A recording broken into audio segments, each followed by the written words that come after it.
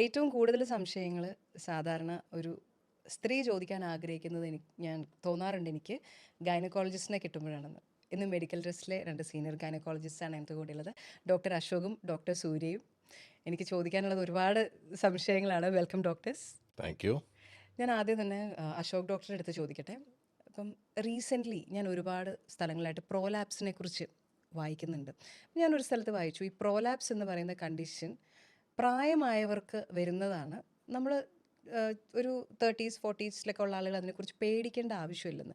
ശരിക്കും പ്രോലാപ്സ് എന്ന് പറയുന്നത് എന്താണ്? അത് തുടങ്ങുന്ന ഒരു സമയം ഏതാണ്?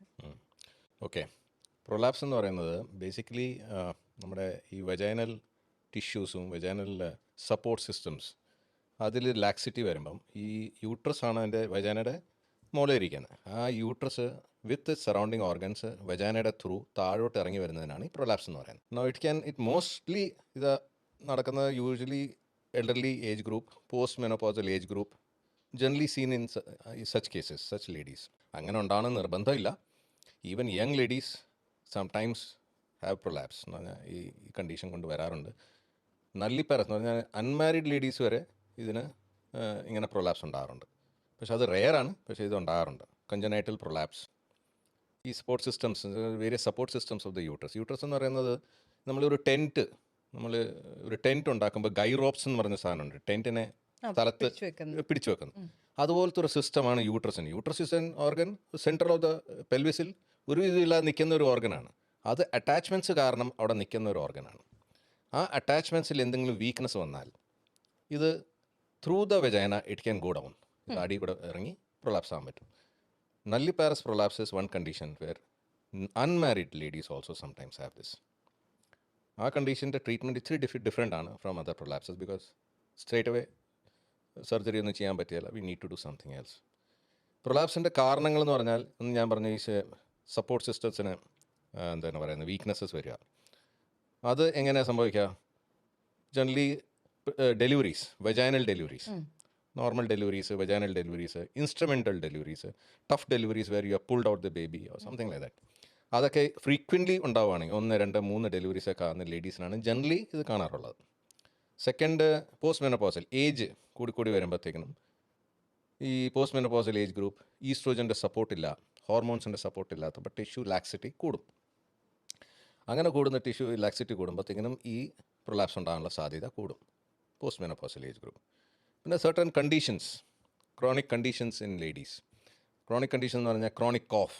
നമുക്കൊരു ചുമയുണ്ട്, അത് വിട്ടുമാറാത്തൊരു ചുമ, കണ്ടിന്യൂസ്ലായിട്ട് ചുമ. That increases the intra abdominal pressure. അബ്ഡോമിനകത്തുള്ള പ്രഷർ ഈ ചുമയ്ക്കുമ്പോൾ കൂടി വരും. അങ്ങനെ വരുമ്പോഴത്തേക്കിനും ചിലപ്പം പ്രൊലാപ്സ് ഉണ്ടാകാനുള്ള സാധ്യത കൂടുന്നു, ഇങ്ങനത്തെ കണ്ടീഷൻ. പിന്നെ ക്രോണിക് കോൺസ്റ്റിപ്പേഷൻ, മലം പോകാൻ പ്രശ്നങ്ങൾ, എപ്പോഴും രാവിലെ ഇന്ന് പ്രഷർ എടുക്കുന്ന ഇതാകുമ്പോഴത്തേക്കിനും പ്രൊലാപ്സ് ഈ കണ്ടീഷനിലുണ്ടാകാൻ സാധ്യതയുണ്ട്. ഒബീസ് ലേഡീസ് എന്ന് പറഞ്ഞാൽ ഓവർ വെയ്റ്റ്, ഒത്തിരി വെയിറ്റ് ഉണ്ട്, അങ്ങനത്തെ ലേഡീസിനും ഇങ്ങനത്തെ കണ്ടീഷൻ ഉണ്ടാകാൻ സാധ്യത കൂടുതലാണ്. പിന്നെ ലേഡീസ് ഹൂ റെയറാണ്, പക്ഷെ who lift very heavy weights, ഒത്തിരി വെയ്റ്റ് ലിഫ്റ്റിംഗ് എന്ന് പറഞ്ഞാൽ more than weight lifting is a good exercise. I'm not trying to say don't lift weights, അതല്ല. പക്ഷേ if you are doing too much of heavy lifting there is a possibility, because intra abdominal pressure അത് കൂടാൻ സാധ്യതയുണ്ട്. പിന്നെ congenital conditions like certain Ehlers Danlos, certain syndromes ഉണ്ട്. അതിൽ കഞ്ചനൈറ്റലി tissue strength കുറവാണ് ഈ കണ്ടീഷനിൽ. അങ്ങനത്തെ കണ്ടീഷനിലും പ്രൊലാപ്സ് ഉണ്ടാകാനുള്ള സാധ്യത കൂടുന്നു. ഇതൊക്കെയാണ് ചില കണ്ടീഷൻസ്. സൂര്യ എന്തെങ്കിലും? സാറ് പറഞ്ഞ പോലെ പോസ്റ്റ് മെനോപോസൽ ഏജ് ഗ്രൂപ്പിലാണ് കൂടുതലെങ്കിലും. അപ്പം to put things in perspective, ഒരു 45 വയസ്സിന് താഴെ ഒരു 2% മുതൽ 20% വരെ എന്നാണ് നമ്മുടെ ഗ്ലോബൽ കണക്കുകൾ സൂചിപ്പിക്കുന്നത് പ്രൊലാപ്സ് ഉണ്ടാവാനുള്ള സാധ്യത. ആസ് ലോ ആസ് 2% ചില സ്ഥലങ്ങളിൽ. പക്ഷേ ഒരു 50 വയസ്സിന് ശേഷം, അതായത് മെനോപോസൊക്കെ ആയിക്കഴിഞ്ഞാൽ പൊതുവെ പകുതി സ്ത്രീകൾ, ഒരു 50% സ്ത്രീകളിലോളം ഏതെങ്കിലും ഒരു രീതിയിൽ പ്രൊലാപ്സ് കാണുന്നു എന്നാണ്. യൂട്രസ് തന്നെ ആവണമെന്നില്ല, ചിലപ്പോൾ യൂണറി ബ്ലാഡർ ആവാം, റെക്റ്റം വെജൈനയിലേക്ക് തള്ളുന്ന റെക്ടോസിലാവാം, അല്ലെങ്കിൽ സർജറി കഴിഞ്ഞ പോലെ വാൾ പ്രൊലാപ്സ് ആവാം. ഇങ്ങനെ ഏതെങ്കിലും രീതിയിൽ ഒരു പ്രൊലാപ്സ് 50%-ഓളം സ്ത്രീകളിൽ 50 വയസ്സിന് ശേഷമുള്ള സ്ത്രീകളിൽ കാണുന്നു എന്നാണ് പറയുന്നത്. അപ്പോൾ യങ് ഏജിൽ ഇറ്റ് ഇസ് വെരി ലെസ്, പക്ഷേ 50 വയസ്സ് കഴിഞ്ഞാൽ കൂടുതലാണ്. പിന്നെ സാർ ഈ വെയിറ്റ് ലിഫ്റ്റിങ്ങിൻ്റെ കാര്യം പറഞ്ഞ പോലെ നമ്മൾ പലർക്കും correct way of lifting weights അറിഞ്ഞുകൂടാ. അതായത് നമ്മൾ ബേസിക്കലി തറയുന്നൊരു ഭാരമുള്ള സാധനം എടുക്കുമ്പോൾ എന്താണ് അതിൻ്റെ correct way to lift that, അത് നമുക്കറിയില്ല. നമ്മൾ പെട്ടെന്ന് അങ്ങോട്ട് കുനിയുന്നു, സാധനം എടുക്കുന്നു. അതിനൊക്കെ അതിനെ പുറം കറക്റ്റായിട്ട് സ്ട്രെയിറ്റ് ആക്കി ചെയ്യേണ്ട നിർത്തി പുറം വെയിറ്റ് സ്ട്രെയിറ്റ് നോക്കി ആക്കി മുട്ട് മടക്കി സാധനം നമ്മുടെ അടുത്തേക്ക് അടുപ്പിച്ച് പെൽവിസ് ബ്രേസ് ചെയ്ത് പെൽവിക് ഫ്ലോർ മസിൽസ് ബ്രേസ് ചെയ്തെടുക്കണം എന്നാണ് പറയുക. അപ്പം അതൊക്കെ കറക്റ്റായി ചെയ്യാത്തത് കൊണ്ടും കൂടിയാണ് ഈ എപ്പോഴും വെയിറ്റ് എടുക്കുന്നവർക്ക് പ്രശ്നം വരുന്നത്. സയൻറ്റിഫിക് ആയിട്ട് അത് ചെയ്യേണ്ട രീതി പഠിച്ച് ചെയ്യുന്നവർക്ക് ആ ബുദ്ധിമുട്ട് വരില്ല. ഇപ്പം സി സെക്ഷനും നോർമൽ ഡെലിവറിയും രണ്ട് തരത്തിലുള്ള പ്രസവങ്ങളാണല്ലോ. ഇപ്പോൾ ഡോക്ടർ ഇപ്പോൾ ഫോഴ്സ്ഫുൾ ആയിട്ടുള്ള ഫോഴ്സപ്സ് വെച്ചെടുക്കുന്ന അങ്ങനെ പലതരം ഡെലിവറീസ് ഉണ്ടല്ലോ. ഈ ഡെലിവറിയും ഈ പ്രോലാപ്സുമായിട്ട് ബന്ധമുണ്ടോ? അപ്പം ഇത് കേൾക്കുമ്പോൾ പലരും വിചാരിക്കും നോർമൽ ഡെലിവറി ആണെങ്കിലേ പ്രൊലാപ്സ് വരൂ, സിസേറിനാണ്. അങ്ങനെയല്ല. Pregnancy itself is A risk factor. Pregnant ആവുമ്പോൾ തന്നെ നമ്മുടെ പെൽവിക് ഫ്ലോർ മസിൽസിന് ലാക്സിറ്റി വരുന്നു, ചിലപ്പോൾ ഇഞ്ചുറി വരുന്നു. പെൽവിക് ഫ്ലോർ മസിൽസ് എന്ന് പറയുന്ന ഒരു കൂട്ടം മസിൽസാണ് നമ്മളുടെ ഈ യൂട്രസിനെയും ബ്ലാഡറിനെയൊക്കെ താങ്ങി നിർത്തിയേക്കുന്നത്. അപ്പോൾ പ്രഗ്നൻസിയിലെ ഹോർമോണൽ ചേഞ്ചസ് കൊണ്ട് തന്നെ പെൽവിക് ഫ്ലോർ മസിൽസിന് ഒരു ലാക്സിറ്റി വരുന്നുണ്ട്. ചിലപ്പോൾ ആ ടേം യൂട്രസ് ഇച്ചിരി ഭാരമില്ലേ, കുഞ്ഞും വെള്ളമൊക്കെ ആയിട്ട് ഇച്ചിരി വെയിറ്റ് ഉള്ള ഒരു യൂട്രസിനെയാണല്ലോ താങ്ങുന്നത്. അപ്പോൾ തന്നെ പെൽവിക് ഫ്ലോർ മസിൽസിന് ഇഞ്ചുറി വരാം. അപ്പോൾ ഈ മെനോപോസൊക്കെ ആകുമ്പോൾ മസിൽസ് വീക്കാവാൻ അല്ലെങ്കിൽ വേറെ എന്തെങ്കിലും കാരണങ്ങൾ കൊണ്ട് പൊതുവേ മസിൽസ് വീക്കായിട്ടുള്ള ഒരു ലേഡി ആണെങ്കിൽ നോർമൽ ഡെലിവറി അല്ലെങ്കിൽ പോലും പ്രൊലാപ്സ് വരാം. നമ്മൾ അങ്ങനെയും കാണാറുണ്ട്. ഡെലിവറികളെല്ലാം സിസേറിയൻ ആയിരുന്നു, പക്ഷേ പ്രൊലാപ്സ് ആയിട്ട് അല്ലെങ്കിൽ ബ്ലാഡറിൻ്റെ പ്രൊലാപ്സ് ആയിട്ടൊക്കെ വരുന്ന ആൾക്കാർ നമ്മൾ ഒരുപാട് കാണാറുണ്ട്. അതുകൊണ്ട് സിസേറിയൻ ചെയ്തു എന്ന് പറഞ്ഞിട്ട് പ്രൊലാപ്സ് വരാതിരിക്കില്ല. അങ്ങനെയാണെങ്കിൽ പിന്നെ എല്ലാവരും ഡെലിവറി ഒഴിവാക്കി അങ്ങ് സിസേറിയൻ ചെയ്യാൻ പറഞ്ഞാൽ മതിയല്ലോ. അങ്ങനെയില്ല. അപ്പോൾ ഡോക്ടർ, പക്ഷേ ഇപ്പം പ്രസവത്തിൻ്റെ എണ്ണം കൂടുന്തോറും പ്രോലാപ്സിനുള്ള സാധ്യത കൂടുമോ?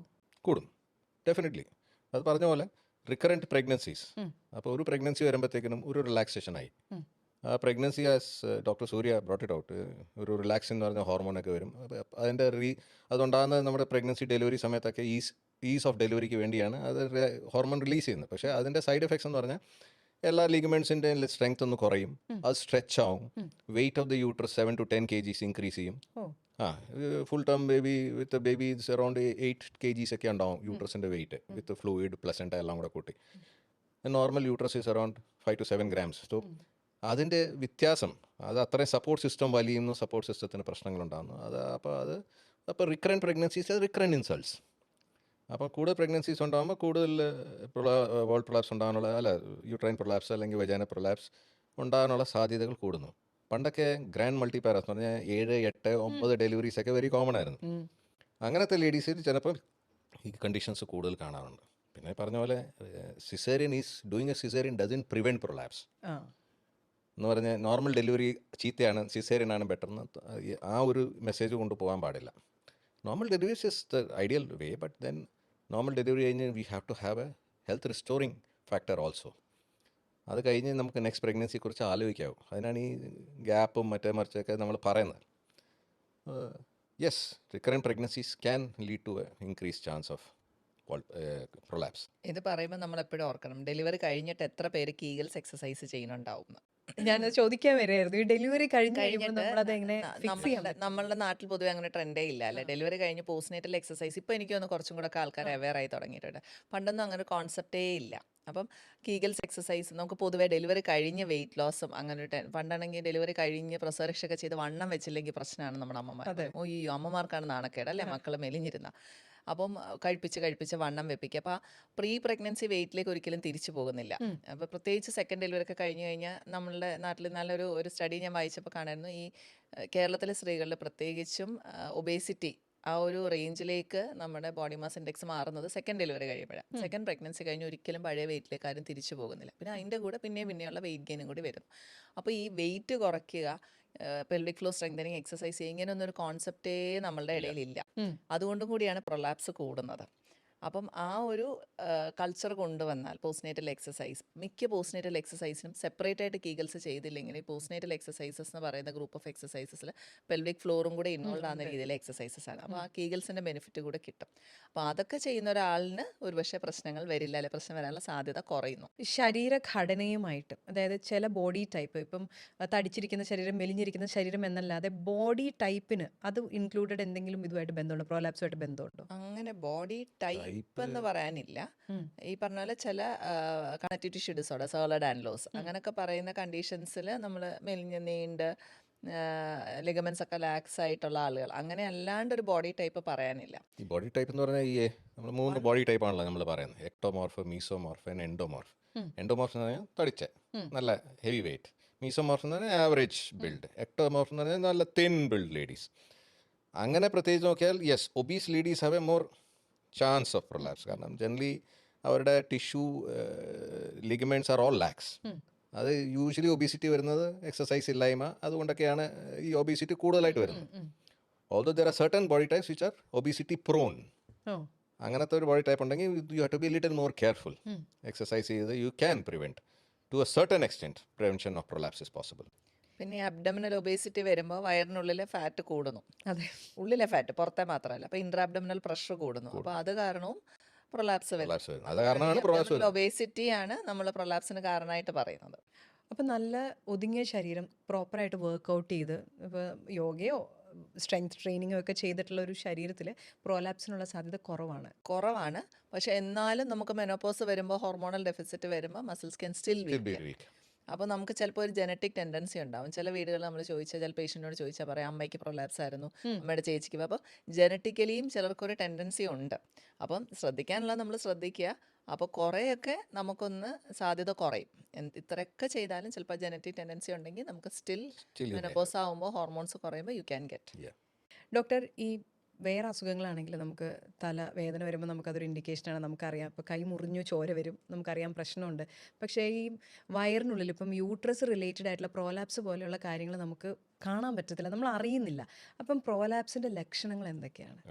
പ്രൊലാപ്സ് ലക്ഷണം എന്ന് പറഞ്ഞാൽ മെയിൻ ലക്ഷണം പറയുന്നത് A dragging sensation in the lower abdomen. അത് ഇറ്റ് ഇൻക്രീസസ്. രാവിലെ എഴുന്നേൽക്കുമ്പോൾ അത്രയും കാണുകയില്ല.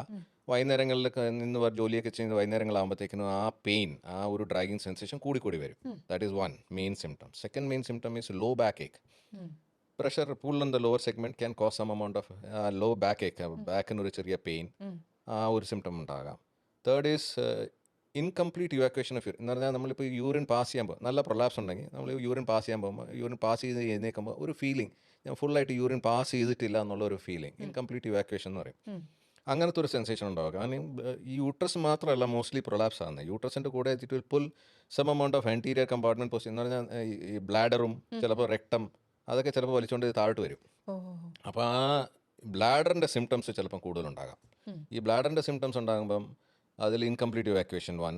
പിന്നെ സെക്കൻഡ് തിങ് ഈസ് ഇത് യൂറിൻ കെട്ടിക്കിടക്കും അതിനകത്ത്, ഫുള്ളായിട്ട് പോകത്തില്ല. ഫുള്ളായിട്ട് പോകാതാകുമ്പോഴത്തേക്കും it can cause recurrent urinary infection. പല പ്രാവശ്യമായിട്ട് യൂറിനറി ഇൻഫെക്ഷൻ ആയിട്ട് വരുന്നു.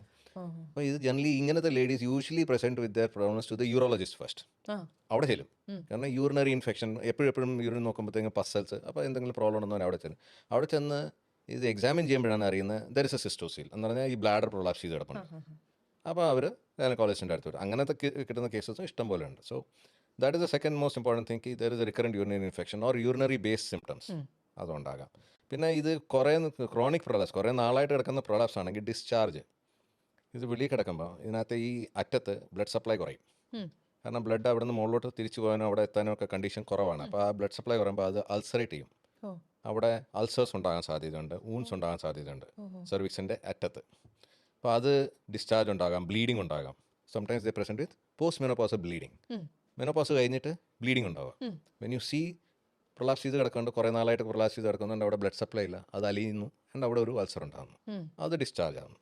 അങ്ങനത്തെ ഒരു കണ്ടീഷനും ഉണ്ടാകാം. Anything else you like to add? ഇത് ബേസിക്കലി ഇതൊക്കെയാണ്. പോലെ ഈ ലക്ഷണങ്ങളൊക്കെ വന്നിട്ട് ഡോക്ടറെ കാണുന്നതിനേക്കാളും നമ്മളെപ്പോഴും ഒരു ഗൈനക്കോളജിസ്റ്റിനെ എത്ര ഫ്രീക്വന്റ്ലി കാണണം അതെ, എത്ര ഫ്രീക്വന്റ്ലി ഒരു ഗൈനക്കോളജിസ്റ്റ്? അപ്പം സത്യം പറഞ്ഞാൽ വർഷത്തിൽ ഒരു തവണയെങ്കിലും എന്ന് ഞാൻ പറയും. വേറെ പ്രശ്നങ്ങളൊന്നും ഇല്ലെങ്കിൽ വർഷത്തിൽ ഒരു തവണ. ഏത് പ്രായം കഴിയുമ്പോൾ തൊട്ട്? കുട്ടികളൊക്കെ ആയി കഴിഞ്ഞിട്ടുള്ള പ്രായം തൊട്ടെന്ന് ഞാൻ പറയാം. വേറെ പ്രശ്നങ്ങളൊന്നും പ്രീ എക്സിസ്റ്റിംഗ് ഇല്ലെങ്കിൽ അറ്റ്ലീസ്റ്റ് ഒരു 35 years മുതലെങ്കിലും. Prior to that, maybe once every 3 years, once you become sexually active. Sexually active ആയി കഴിഞ്ഞാൽ തന്നെ വൺസ് എവരി 3 ഇയേഴ്സ് സാർ പറഞ്ഞ പോലെ Pap smear testing, cervical cancer screening test വേണം. അപ്പോൾ അത് ചെയ്യുന്ന ഒരാളിന് ഈ ഒരു പ്രശ്നം വരില്ല. കാരണം എല്ലാ തവണയും 3 കൊല്ലം കൂടുമ്പോൾ അതെടുക്കാൻ ചെല്ലുമ്പോൾ ഡോക്ടർ എന്തായാലും ഒന്ന് എക്സാമിൻ ചെയ്ത് നോക്കും. അപ്പോൾ പ്രൊലാപ്സ് എന്തെങ്കിലും ഉണ്ടെങ്കിൽ കാണും. ജീവിതത്തിൽ ചെയ്തിട്ടില്ല, ഞാനിപ്പോൾ അത് ആലോചിക്കണേ, ചെയ്തിട്ടില്ല. അപ്പോൾ ഒരു സെക്ഷലി ആക്റ്റീവ് ആയി കഴിഞ്ഞ് കഴിഞ്ഞാൽ പാപ്സ്മിയർ സ്ക്രീനിങ് തുടങ്ങണം. Once in 3 years till you 50 കഴിഞ്ഞാൽ വൺസ് ഇൻ 5 ഇയേഴ്സ്. അതാണ് അതിൻ്റെ ഒരു കണക്ക്.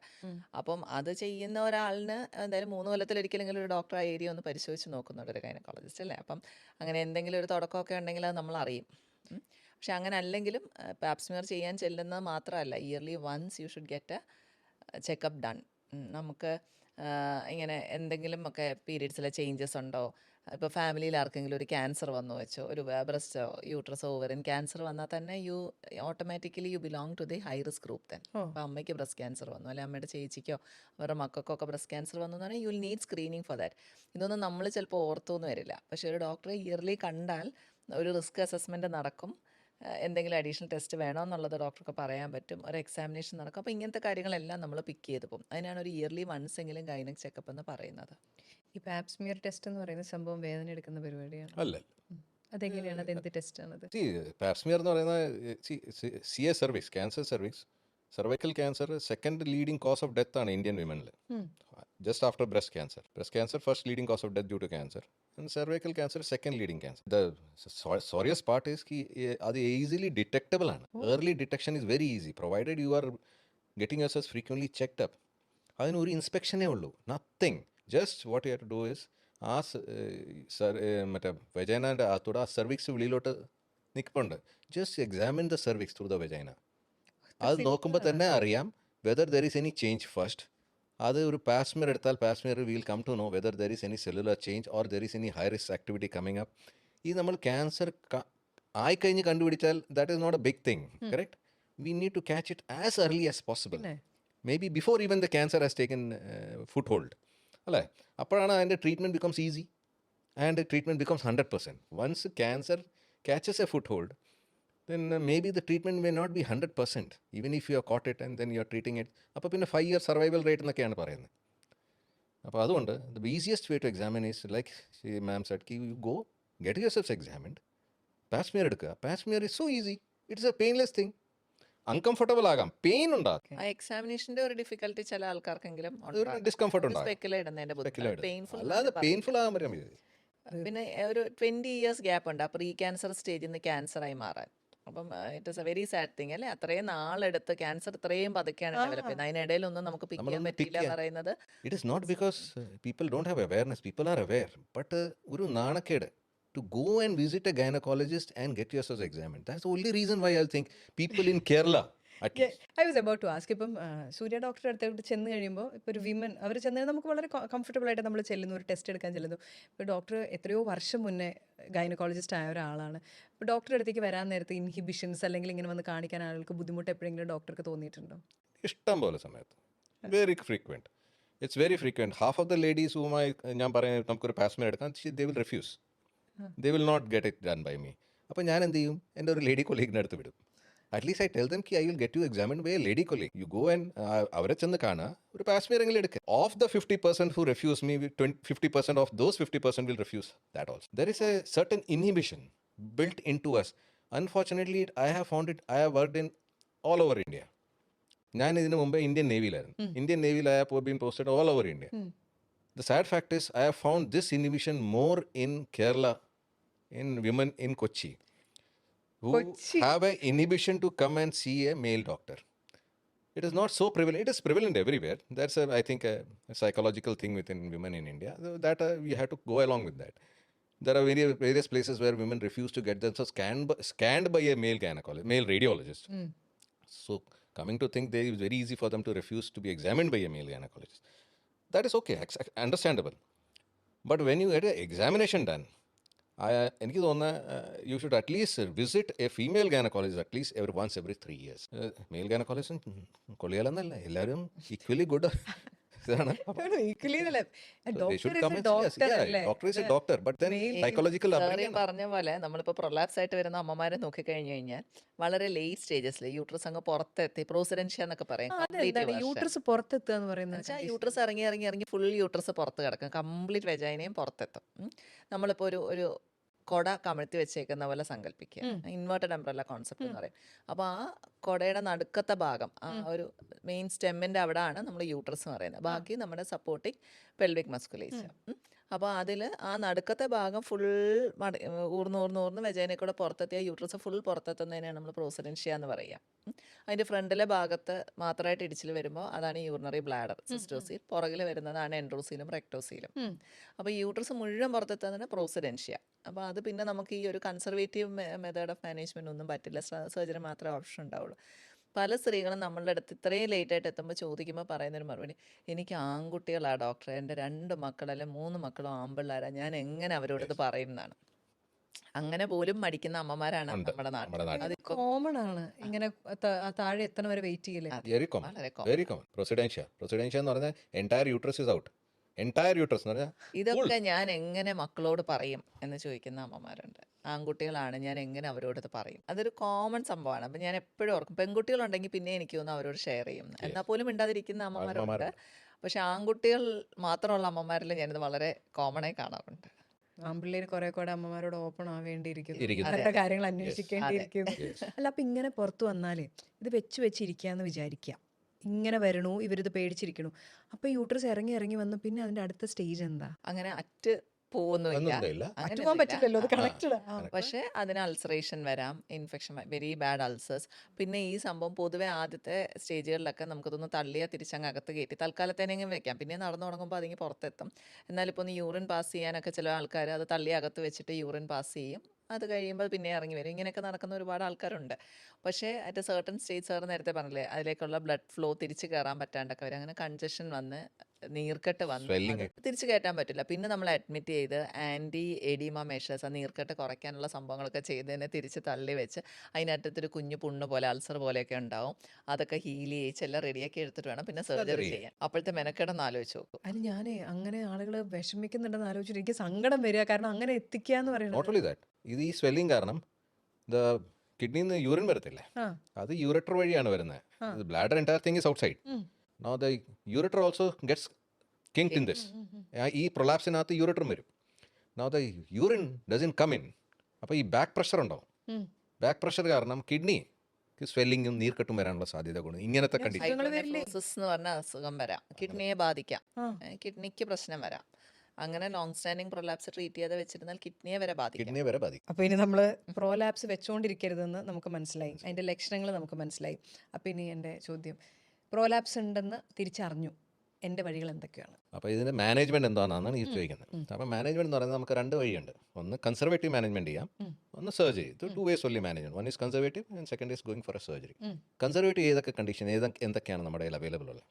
ഇപ്പോൾ നമ്മൾ ഞാൻ പറഞ്ഞ പോലെ ആദ്യത്തെ പ്രഗ്നൻസി ആയി നോക്കുമ്പോൾ ഇൻ്റർവീനിങ് പീരീഡിൽ ചെറിയൊരു പ്രൊലാപ്സ് പോലെ കാണുന്നു.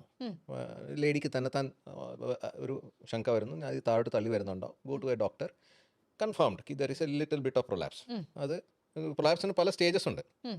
പ്രൊലാപ്സ് നമ്മൾ ഈ യൂട്രൈൻ പ്രൊലാപ്സിനാണ് 3 സ്റ്റേജസ് എന്ന് പറയുന്നത്. യൂട്രസ് കുറച്ച് താഴോട്ട് വരിക, യൂട്രസ് ഇൻട്രോയിറ്റ് എന്ന് പറഞ്ഞാൽ വജാനയുടെ ഓപ്പണിംഗ് വരെ വരിക, അത് സെക്കൻഡാണ്.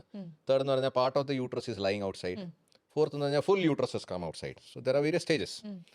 ഈ സ്റ്റേജസ് പറയുന്നത് നമുക്ക് ഇതിനകത്ത് ട്രീറ്റ്മെൻറ്റുമായിട്ട് എഫക്ട് ചെയ്യും. അപ്പോൾ നമ്മൾ ഈ ഏർലി സ്റ്റേജസ് ആണെങ്കിൽ we can give some conservative management. Conservative management ഈ പറഞ്ഞ പോലെ Kegels exercise, some pelvic floor exercises which will help. Various types are there. അതിപ്പം അറിയാൻ പറ്റും, കുറേ എക്സസൈസസ് ഉണ്ട് അതിന്, പെൽവിക് ഫ്ലോർ എക്സസൈസസ് ഉണ്ട്. അത് ചെയ്യുമ്പോൾ കുറേയൊക്കെ, but it has to be persistently done. അത് നമുക്ക് ഒരു പ്രാവശ്യം ചെയ്താലൊന്നും അതിൻ്റെ എഫക്റ്റ് വരികയില്ല. It has to be done at least for a period of 3 to 6 months. എന്നാലേ അതിൻ്റെ ഒരു എഫക്റ്റ് വരാൻ തുടങ്ങത്തുള്ളൂ Kegels exercise. One. Second thing is using a പെസറി.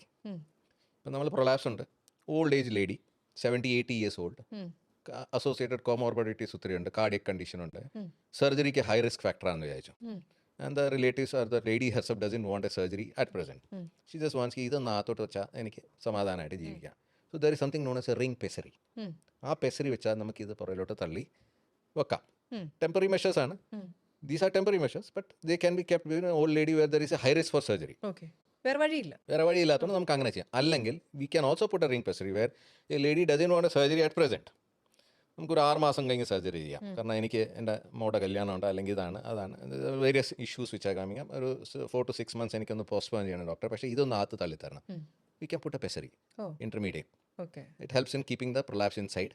ആ ബ്ലാഡർ ഇഷ്യൂസ് ഉണ്ടാകത്തില്ല. അങ്ങനത്തെ കുറേ പ്രശ്നങ്ങളൊക്കെ നമുക്ക് അവോയ്ഡ് ചെയ്യാൻ പറ്റും. ഇത് സർജിക്കലി ആണോ നമ്മളിത് ചെയ്യുന്നത്? അല്ല, ജസ്റ്റ് പുട്ട് എ റിംഗ്.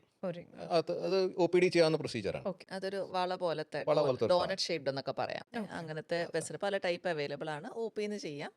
പിന്നെ അത് ചിലപ്പം ഒരു സൈസ് നമുക്ക് പറയാൻ പറ്റില്ല. ചിലപ്പോൾ 2-3 റിങ്ങുകൾ മാറ്റി മാറ്റി ഇട്ടിട്ട് നമുക്ക് ആ ലേഡിയുടെ കറക്റ്റ് സൈസ് അറിയാൻ പറ്റുള്ളൂ. അപ്പോൾ ഇച്ചിരി ഒരു ദിവസം ഒന്ന് മെനക്കെടേണ്ടി വരും ചിലപ്പോൾ. Third method is putting some നമ്മൾ പറയുന്നില്ല, ഓൾഡ് ഏജ് ലേഡീസ് ഈസ്ട്രോജൻ്റെ ഡെഫിഷ്യൻസി കാരണമാണ് ഇത് വരുന്നതെന്ന്. Using estrogen cream to certain extent കുറച്ചൊക്കെ എഫക്റ്റ് ഉണ്ടാകാം. Okay. ഇതൊക്കെയാണ് കൺസർവേറ്റീവ് മെഷേഴ്സ്. ഈ conservative measures temporary time being measures ആണ്. It's not a permanent measure. Okay. Finally the യാഡാം ഓഫ് ട്രീറ്റ്മെൻറ്റ്, ഫൈനൽ ട്രീറ്റ്മെൻറ്റ് എന്ന് പറഞ്ഞാൽ യൂട്രസ് എടുത്ത് മാറ്റുക, hysterectomy with pelvic floor repair. നമ്മളിപ്പം പ്രൊലാപ്സ് നോക്കുകയാണെങ്കിൽ ദർ ആർ 3 കമ്പാർട്ട്മെൻറ്റ്സ് എന്നാണ് നമ്മൾ പറയുന്നത്.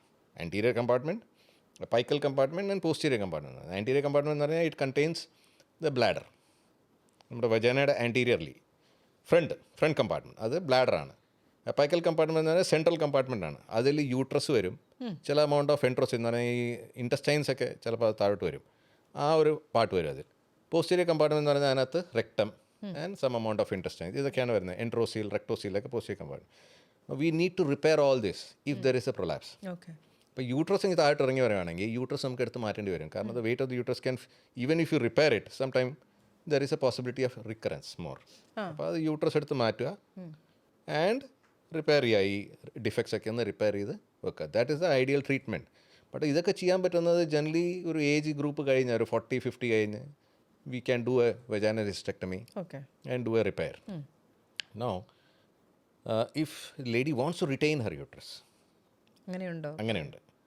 ഇപ്പോൾ നമ്മൾ ഒരു 30-35 വയസ്സായി, immediately she doesn't want to 35 ഇയേഴ്സിൽ യൂട്രസ് എടുത്ത് മാറ്റുക എന്നൊക്കെ പറഞ്ഞാൽ ചിലർക്ക് പ്രയാസം കൊണ്ടുണ്ടാവും. ഫെമിനിറ്റി അറ്റാക്ക് ചെയ്യുന്ന പോലത്തെ ഒരു ഇഷ്യൂ ഉണ്ട്. Uterus is generally associated with femininity.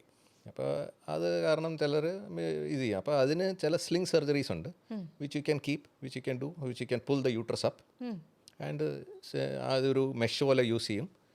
Mesh നമ്മൾ യൂസ് ചെയ്യാം, അല്ലെങ്കിൽ ഒരു ത്രെഡ് യൂസ് ചെയ്യാം. നമുക്കത് യൂട്രസിനെ പിടിച്ചിട്ട് we can tie it back. We can use a sling surgeries.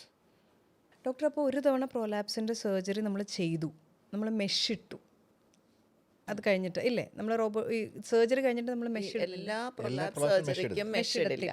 പൊതുവേ vaginal hysterectomy, pelvic floor repair, അതാണ് നമ്മൾ യൂഷ്വലി ചെയ്യുന്നത്. അതിൽ ഈ പെൽവിക് ഫ്ലോർ റിപ്പയർ എന്ന് പറയുന്നത് ഈ ബ്ലാഡർ തള്ളി വരുന്നതിനെയും റെക്ടം തള്ളി വരുന്നതിനെയും നമ്മൾ സ്റ്റിച്ചസ് വെച്ചിട്ട് അവിടുത്തെ ടിഷ്യൂസിനെ ബലപ്പെടുത്തി വെക്കുകയാണ്. യൂട്രസ് മാറ്റുന്നു, സ്റ്റിച്ചസ് വെച്ചിട്ട് ടിഷ്യൂസ് ബലപ്പെടുത്തുന്നു. പിന്നെ ആ വാൾട്ടിന് പൊതുവേ യൂട്രോസൈക്രൽ എന്ന് പറഞ്ഞ ലിഗമെൻറ്റിലേക്ക് ഒരു സപ്പോർട്ട് സ്റ്റിച്ച് നമ്മൾ കൊടുക്കും വെജൈനൽ ഹിസ്റ്ററക്ടമി. ഇനി അതിപ്പോൾ നമ്മൾ ആ യൂട്രസ് ഇറങ്ങി വന്നങ്ങ് പ്രോസിഡൻഷ്യ ആവാൻ എന്ന് വെച്ചാൽ ഫുൾ സ്റ്റേജ് 4 പ്രൊലാപ്സ് ആയിട്ട് കംപ്ലീറ്റ്ലി പുറത്ത് കിടക്കുന്ന യൂട്രസിനാണ് സർജറി എങ്കിൽ പൊതുവേ നമ്മൾ സേക്രോസ്പൈനസ് ഫിക്സേഷൻ എന്ന് പറഞ്ഞിട്ട് ഒരു സർജറി ചെയ്യും. അതൊരു സ്റ്റിച്ച് എടുത്ത് സേക്രോസ്പൈനസ് ലിഗമെൻറ്റ് കുറച്ചുകൂടെ മേളിലിരിക്കുന്ന ഒരു ലിഗമെൻറ്റാണ്, അതിലേക്ക് നമ്മളൊരു സ്റ്റിച്ച് എടുത്ത് ഫിക്സ് ചെയ്ത് വെക്കും, പിന്നെ പ്രൊലാപ്സ് വരാതിരിക്കാൻ. അതൊക്കെ ചെയ്തിട്ടുണ്ടെങ്കിൽ പിന്നീട് പ്രൊലാപ്സ് വരാനുള്ള സാധ്യത കുറവാണ്.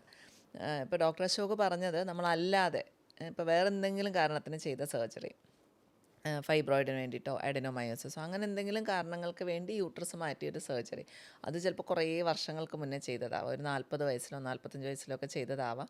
പിന്നീട് ആ യൂട്രസ് എടുത്തെങ്കിലും ആ വെജൈനൽ വെജൈന അവിടെ ഇരിപ്പുണ്ട്, നമ്മൾ വോൾട്ട് ആ യൂട്രസിൻ്റെ ആ ഒരു ഓപ്പണിങ്, യൂട്രസ് ഇറങ്ങി വരുന്ന ഓപ്പണിങ് ഞങ്ങൾ തുന്നി വയ്ക്കും. അപ്പം ആ വെജൈനൽ വാൾട്ട് ഇറങ്ങി വരുന്നതാണ് നമ്മൾ വാൾട്ട് പ്രൊലാപ്സ് എന്ന് പറയുക. അത് ചിലപ്പം ഒരു 20 കൊല്ലോ 30 കൊല്ലോ കഴിഞ്ഞിട്ടായിരിക്കാം വരുന്നത്. മിക്കവാറും അങ്ങനെയാണ് നമ്മൾ കാണുക. വേറെ എന്തെങ്കിലും കാരണത്തിന് യൂട്രസ് എടുത്തിട്ട് പിന്നീട് ഇറങ്ങി വരുന്നതാണ് ഈ പറഞ്ഞ വാൾട്ട് പ്രൊലാപ്സ്. വെജൈനൽ സർജറി ചെയ്താലും ചിലപ്പോൾ അത് വരാട്ടോ, ഇല്ല എന്നല്ല, എന്നാലും ബാക്കി ഓപ്പൺ സർജറിക്കും ലാപ്രോസ്കോപ്പിക് സർജറിയൊക്കെ ചെയ്തവർക്കും പിന്നീട് വാൾട്ട് പ്രൊലാപ്സ് വരാം. ആ കണ്ടീഷനെ പറ്റിയിട്ടാണ് ഡോക്ടർ അശോക് പറഞ്ഞത്. അപ്പോൾ ഈ സർജറീസ് അപ്പം നമ്മൾ ആദ്യം നമ്മൾ ഓപ്പൺ സർജറീസിലാണ് ചെയ്തുകൊണ്ടിരുന്നത്, പിന്നെ നമ്മൾ ലാപ്രോസ്കോപ്പിയിലേക്ക് എത്തി, ഇപ്പം അതും കഴിഞ്ഞിട്ട് നമ്മൾ റോബോട്ടിക് സർജറിയിലോട്ട് നമ്മളിപ്പോൾ എത്തിയിട്ടുണ്ട്. അപ്പോൾ ഈ റോബോട്ടിക് സർജറി വരുമ്പോൾ ഇതുപോലൊരു സർജറിക്ക് ഗൈനിക് പ്രോബ്ലംസ് റിലേറ്റഡ് വരുമ്പോൾ പ്രസവത്തിന് ഓഫ് കോഴ്സ് ഡെഫിനറ്റ്ലി അതുകൊണ്ട് കാര്യമില്ല, അതല്ലാത്തതിനുള്ള ഗുണങ്ങൾ എന്തൊക്കെയാണ്? റോബോട്ടിക് സർജറി എന്ന് പറയുമ്പം ഓവർ ലാപ്രോസ്കോപ്പിക് സർജറി ഗുണങ്ങൾ ഒത്തിരി കൂടുതലൊന്നുമില്ല. പക്ഷെ എന്നിരുന്നാലും the process is done by a robot. നമ്മുടെ ആംസ് നമ്മൾ യൂസ് ചെയ്യുന്നില്ല, നമ്മൾ the surgeon is sitting in a console far away from the patient. അത് കൺസോളിൽ ചെന്നിരുന്ന് കൺസോളിൽ കൂടെയാണ് നമ്മൾ കൺട്രോൾ ചെയ്യുന്നത് റോബോട്ടിനെ.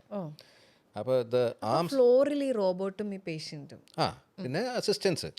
ആദ്യം നമുക്ക് ഇതിനെ ഡോക്ക് ചെയ്യണം, പേഷ്യൻറ്റിനെ ഡോക്ക് ചെയ്യുമ്പം നമ്മൾ അവിടെ ചെന്ന് ട്രൊക്കാറും അതൊക്കെ ഇടേണ്ടി വരും, പ്ലേസ്മെൻറ്റ് ഓഫ് പോർട്സ് ചെയ്യേണ്ടി വരും. ചെയ്ത് കഴിഞ്ഞ് എല്ലാം ഫിക്സ് ആയി കഴിയുമ്പം ദെൻ ദ സർജൻ ഡീഗ്ലവ്സ്. ആക്ച്വലി സർജന് പിന്നെ അവിടെ പണിയില്ല. സർജൻ്റെ പണി പിന്നെ കോൺസോൾ, ഈ റോബോട്ടിൻ്റെ കോൺസോൾ ഉണ്ട്, അതിലാണ് പണി. So it is very comfortable for the surgeon. He doesn't have to stand first of all. Ergonomics നല്ലതാണ് എന്ന് പറഞ്ഞാൽ കൈക്ക് സപ്പോർട്ട് കിട്ടും. And you are using and so the tremors transmitted is nil. ഇപ്പം ഏത് കുമ്പത്തെ സർജൻ ആണെങ്കിലും ചെറിയൊരു വിരൽ കയ്യിന് ഉണ്ടാവും. ആ വിരവൽ sometimes gets magnified by a laparoscopy. Laparoscopy നമ്മൾ കൈ കൊണ്ടാണ് ചെയ്യുന്നത്.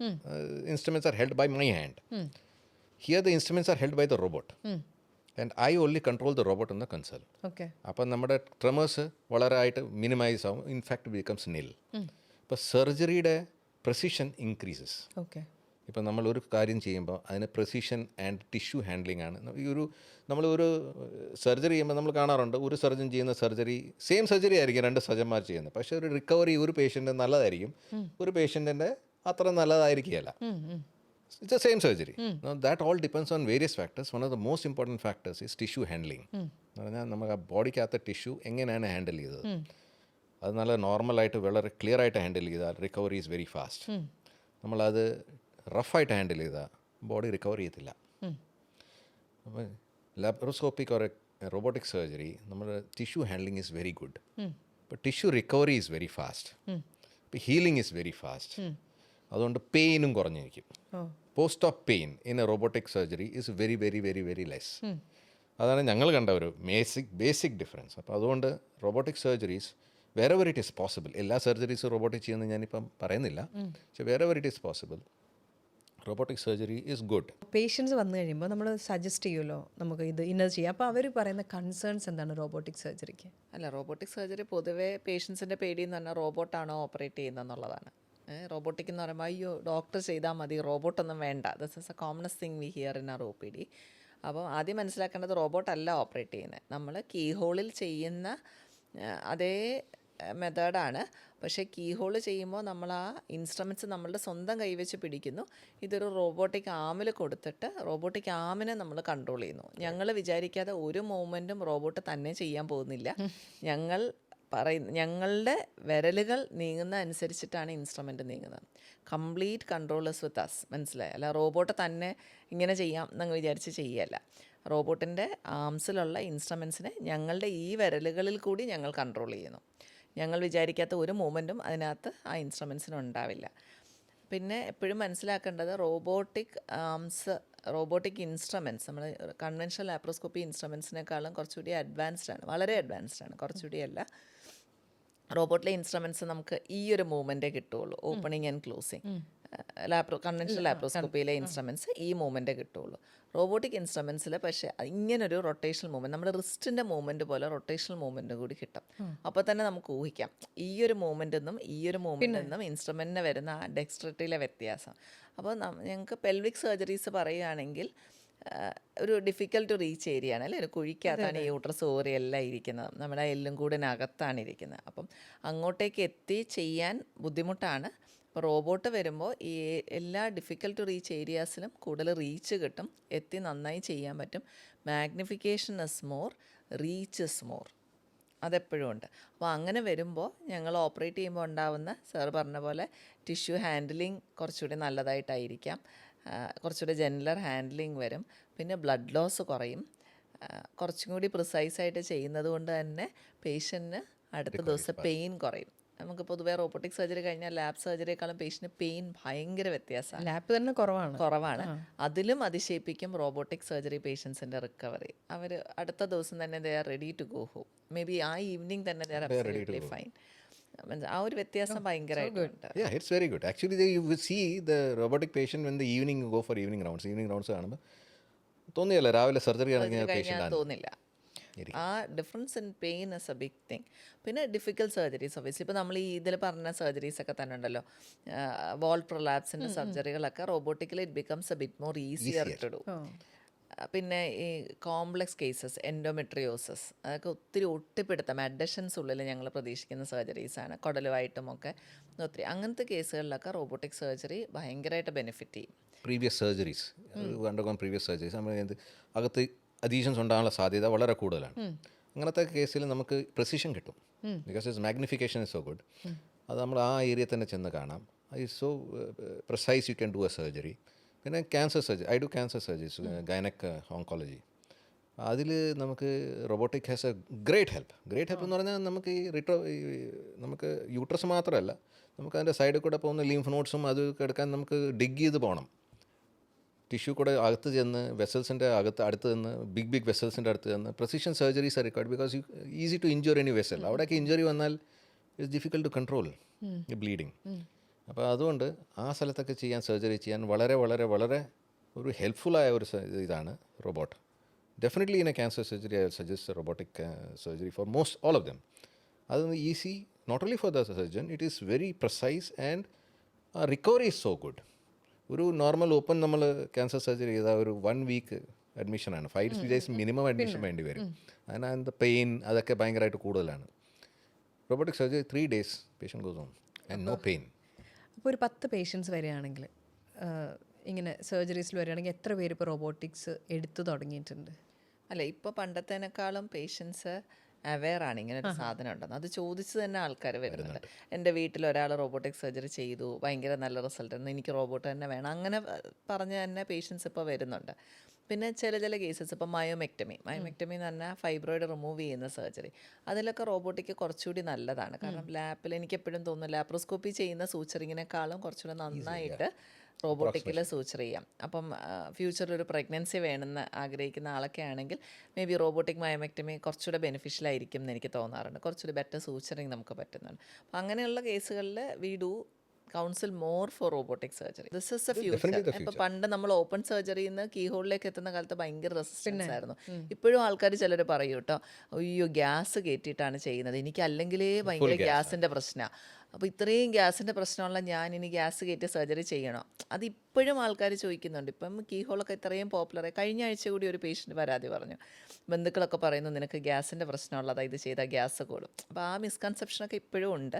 പക്ഷേ അതിൽ നിന്നൊക്കെ ഇപ്പോഴും ആൾക്കാരെല്ലാം കീ ഹോൾ അക്സെപ്റ്റ് ചെയ്ത് തുടങ്ങി, അതൊക്കെ ഉണ്ടായിട്ട്. പിന്നെ ആൾക്കാർക്ക് പണ്ടൊരു തോന്നലാണ്, തുറന്ന് നോക്കിയാൽ നമ്മളെല്ലാം കാണും, കീ ഹോളിൽ അത്രയും കാണില്ല, കുറച്ചൊക്കെ ബാക്കി ഇങ്ങനെയൊക്കെ വിചാരമുണ്ട്. അതൊക്കെ ഇപ്പം മാറി വന്നു. അതുപോലെ തന്നെ ഈ ലാപ്രോസ്കോപ്പി, കൺവെൻഷണൽ ലാപ്രോസ്കോപ്പിയിൽ നിന്ന് റോബോട്ടിക്കിലേക്കുള്ളൊരു ട്രാൻസിഷൻ സംഭവിക്കും. That is A future. അല്ല, ചെയ്യാനും കുറച്ചും കൂടെ സമയം പെട്ടെന്ന് തീരുന്നുണ്ട്, റിക്കവറി പെട്ടെന്ന്, പെയിൻ കുറവാണ്. പിന്നെ ഇതിലും വലുത് എന്താണ് നമ്മളൊരു surgery. Thank you so much for today. ഞാൻ ആദ്യം തന്നെ പാപ്സ്മിയർ ടെസ്റ്റിലേക്കാണ് എൻ്റെ യാത്ര. ഞാൻ ഇന്ന് വരെ അതിനെക്കുറിച്ച് ചിന്തിച്ചിട്ടില്ല. പക്ഷെ അതൊരു അവയർനെസ് ആണ്. ലൈക്ക് നമ്മൾ ഇത്ര നാൾ കൂടുമ്പോൾ സ്ത്രീകൾ അത് ചെക്ക് ചെയ്യണമെന്നും സെർവിക്കൽ ക്യാൻസറിൻ്റെ കാര്യങ്ങൾ അറിയാമെന്നും.